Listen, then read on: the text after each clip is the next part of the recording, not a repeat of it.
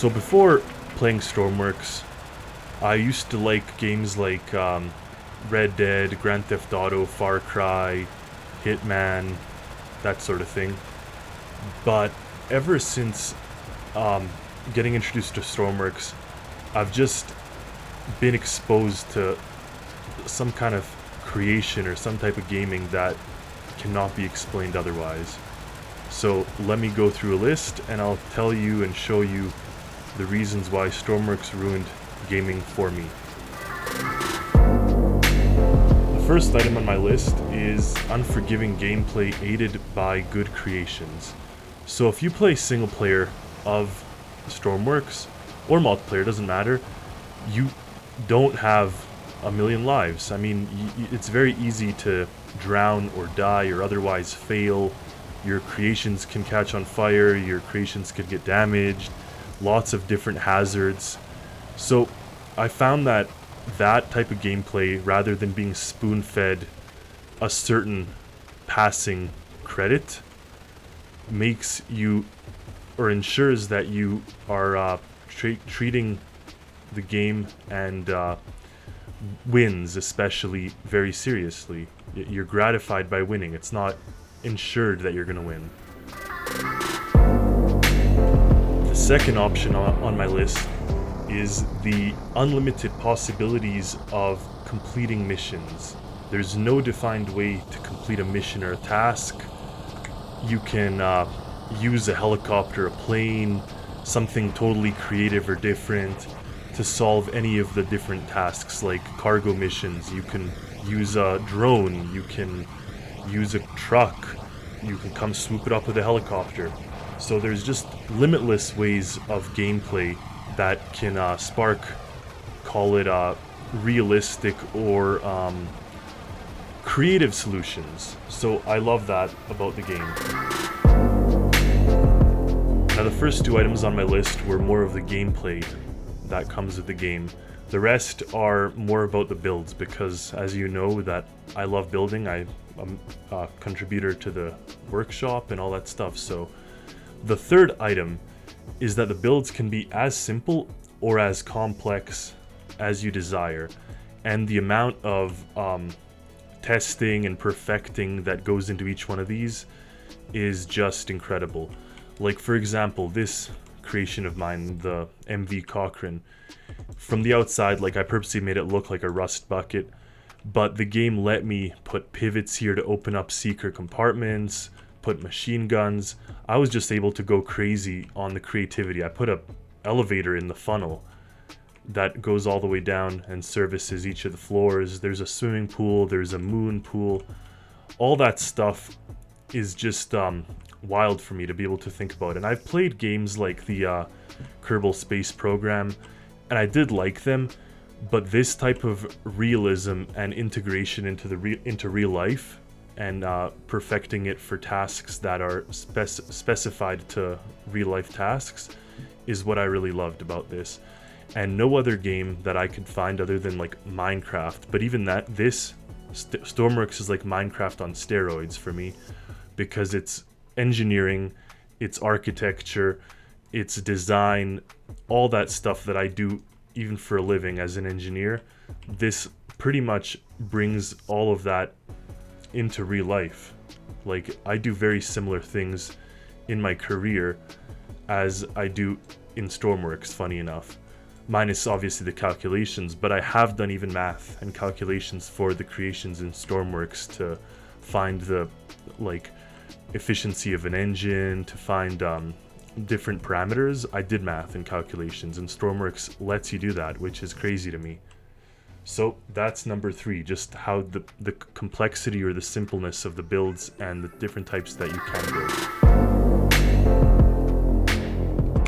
The fourth item on my list is the build success and how it fully is dependent on you to create something that will work properly and that will be functional for your task. For example, like the simplicity of forgetting a cube here, the whole thing's gonna sink. And believe it or not, when I first started the game, that type of thing slowed me down. Also, like, all these connectors, look at this, and this is one of my smaller ships. If we take a look at something as crazy as the Cochrane, like, there's a mind-numbing amount of connectors that run throughout the whole ship. Now, if any one of these connectors is missed or misplaced, systems won't work properly. Now, if it's something minor, like, for example, a GPS or whatever, your ship's gonna work. But if it's something fundamental, like, for example, if the engine's cut out at a certain temperature, or a certain, parameter doesn't work properly, you're gonna be in big trouble. So that the fact that there's no troubleshooter, there's no guide. Yeah, you could find YouTube videos, but come on, build something like this, and build something like this, and make it work. And I'm not just saying that to toot my own horn. Like, any of you builders know how difficult and time-consuming all of this detail is, but it all comes together and makes a working vehicle, or working kind of creation that is functional in the game. But there's no troubleshooter. Like, good luck. Every time I do a round of, and look at all the test creations I have a sonar test, a position hold test. This microcontroller took me forever to develop, the position hold, so I had this mock-up that told me the different parameters of the GPS, the compass and stuff, and I ended up finding a solution afterwards that I implemented into my vessels. But no one tells you exactly how to do it. You can get an idea, but you can't get the real thing. So number 4, the success is fully on you, and that's very much like any type of engineering or design work or science. When you have to solve problems, there's no set answer. You just have to do trial and error and find it out for yourself. And sometimes it works and sometimes it doesn't, and that's the beauty of it. It's not guaranteed to work. Item number 5 on my list is the required attention to detail. You really have to know what's going on to make a proper vehicle or vessel or microcontroller. Like, so this is the controller that I created for the ship hold and stabilizers and thrusters. They were 3 different creations that I then merged into one. And this isn't even as complex as it gets, but I had to know exactly where to put the nodes and how to function it, like how to make it hold position in 4 dimensions while also controlling the thrusters and all this type of thing. So you really have to dig into it and go through each item on your checklist. I have Excel spreadsheets made for my creations. I have different types of notepads all over my desk here with different statistics and math to solve these problems. So an attention to detail is vital, and it's funny enough because it's a game, and it's funny because I do this for work, and I come home and for fun I do more of the same thing. But I do enjoy it, and that type of thing, just the required attention to detail. I sometimes, funny enough, when I'm relaxing, when I'm just sitting around, I'll think in my head about the different problems that I have to solve, and especially earlier on. Now I've kind of solidified my creations and what I want, but earlier on, I'd have a problem. For example, the anchor.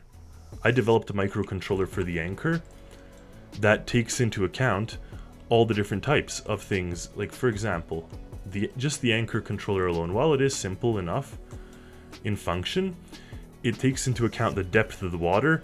It has to send down the anchor.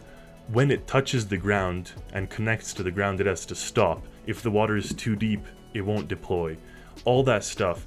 And when I wasn't really into it, I would really advanced in my knowledge, I'd have to think about what I wanted and how to solve it with timers and switch boxes and things. So just that type of attention is so cool to me, to have to use your brain for a game, very much like any other type of hobby or skill that you learn, whether it's carpentry or woodwork or fixing a car or anything like that. This game also requires that type of attention. And that leads me to my 6th item, which is the real-life engineering application and skills required in some instances.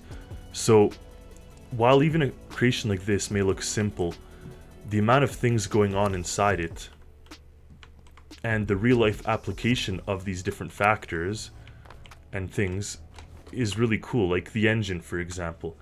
The fact that they went ahead and made it modular with all the different elements, even though I do this for a living, I had to go ahead and learn some of the things. I had to learn how these different elements work together in conjunction and what to do and how to best make them solve my application and my problem. So the real life engineering applications for these things, and not just the engines, for everything, for the way the creations work together, for the way the automatic or manual transmission work. In this car it's manual, so you have a clutch that automatically engages. In this car it's an automatic transmission, so once you're in drive, the handbrake turns off automatically, and then even still, you can kick it into manual mode, so you could get the best of both worlds. So, while there is definitely creativity, you can apply real-life elements into this to better suit your creations. So, that I really liked. Item number 7 is the limitless possibilities, creations, and scope. The fact that you can go ahead and build an RV that comes with a toy hauler, which is normally in trailers, to me so super cool. Like, you can just go ahead and make something that you decided in your head, or you can go and make an airplane that also works as a helicopter or whatever. I mean, I know it's a VTOL, but like, you can apply different types of creations to solve different problems. Like this thing I created earlier on is like a modular lab that you could work underwater. So you could make something like this, you could lift it up with a helicopter, you could take it out with a truck, you can put it on a boat. Just the configurations of real life elements and fictional elements if you so desire. Like, I've seen creations where people make like those old-fashioned 1800s ship that roams around in the sky on propellers. I've seen blimps. I've seen so many different things that you can do, and I find it fascinating when I see those. The 8th item on my reason for why Stormworks broke all other gaming for me is the fact that the base parts can be used to create a huge amount of creations. Like, when you think about it, all of these vehicles in front of you here, whether it's a boat, I know we took apart the front, but whether it's a boat, a car, helicopter, plane, whatever, they're all using the same basic parts. They're all tied with microcontrollers, but they solve entirely different purposes. All of them do. So that type of thing is wild to me, to think that you can use just the same elements, whether it's simple stairs and seats and like parts, to create that much of a variety of things is crazy. And people have asked me why I don't mod, why I don't do the the program modding or whatever. So I can. It's not a matter of skill, because I do stuff like that in my job. But the way I see it is a configuration of the base elements and parts, the basic cube. I view it like Lego, and I'm a fan of Lego as well. So this cube that has the paintable indicator here for the tail light, or this cube here for the tailgate, is the same as the cube over there. Now, without stretching it or redefining it, this 1x2 piece is the same as that 1x2 piece. Like, I see a simplicity and a beauty in reusing the same elements to create multiple things, and stretching it or deforming it otherwise, while it does look more aesthetic, I do agree. It's like if you 3D print Lego blocks to match what you need. I'd rather find art and beauty in applying it in my different needs. So I hope that makes sense, but I just like the different combination of things that you have, and even the paintable things. Like, yeah, there's no taillight on the side here, but the front looks good, and then on the side you have this thing, and same with the ship, once you get into the world of modding and program like changing different elements, I don't know, for me it loses that spark. Maybe I'm old-fashioned, maybe there's for sure better creators out there that utilize all those things, but I see a necessity to just enjoy with the different building blocks that we have, and I think that's really cool. But even still, if I did want to go into that world of modding, the fact that you can, and the fact that it lets you build that much more, a huge array of capabilities that are unlocked. So I commend Stormworks for giving us that capability. And that's my item number 8. Item number 9 is how the game engages your brain. So I'm a very hands-on person. I like to build things with my hand. I built my own bed frame. I built additions to my house. I built a shed that's over 100 square feet. And with all that type of building, I get the same type of, call it reaction and engaging of my brain with Stormworks. So in the long Canadian winters, when I can't be doing things outside, like building or whatever, working on my cars, this type of creativity lets me still work with and engage my brain, solve complex problems, and kind of do a challenge or so. Way more engaging than beating a mission in a game like Grand Theft Auto. Yeah, it's fun. I played online Grand Theft Auto, built up my GTA empire, all that good stuff. But the satisfaction I get when I use my own creation to solve problems, to make microcontrollers, to make different elements of the ship or creations come together, for me is unparalleled. And all of that leads me to my last point, which is item 10 on the list, of why Stormworks broke all of their gaming for me. And the reason is the satisfaction that I get when I play it. So I've played lots of games, like I mentioned. I had a huge Grand Theft Auto empire, Red Dead Empire Online, beat the Far Cry games, all that good stuff. But none of those give me, even in the mini missions, or even in the missions and story of that game, it's like watching a movie. You enjoy it, you watch the movie, and then you are done. Whereas here, I constantly keep thinking of ideas. I keep thinking of new lineups of vehicles. I think of new mini missions that I could do, new ships. I make lore. I'm developing now a whole backstory for Oma. And all of that pretty much leads me to want to play it more, because the more I create and the more knowledge that I get in it, the more I enjoy it and want to give you guys things. And then not to mention just the amount of creativity that comes with it, as I mentioned.